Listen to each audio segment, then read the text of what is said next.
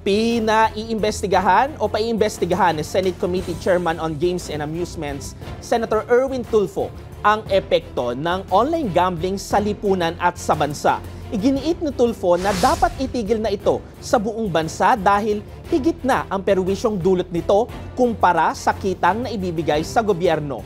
Iimbitahan niya ang PAGCOR, Department of Finance, mga e-wallet companies at social media platforms sa pagdinig para makita ang kanilang panig.